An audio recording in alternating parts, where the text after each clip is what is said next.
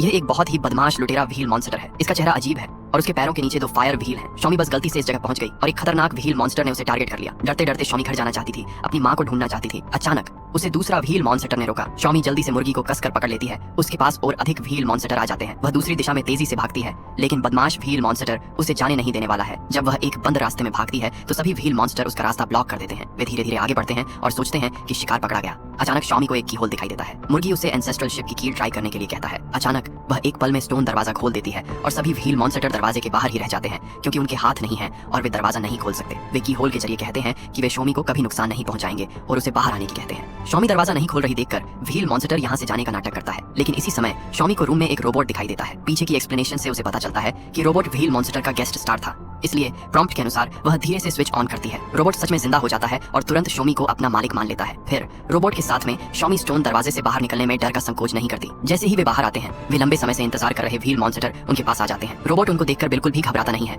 वह शॉमी को पीछे खिसकने के लिए कहता है और फिर अपनी स्किल्स दिखाता है। वह किलन बॉल खोलती है और अपने धड़ को बढ़ाती है और वह अपने फॉर्ट से सभी व्हील मॉन्स्टर को जमीन पर गिरा देती है। शॉमी भी सफलतापूर्वक उस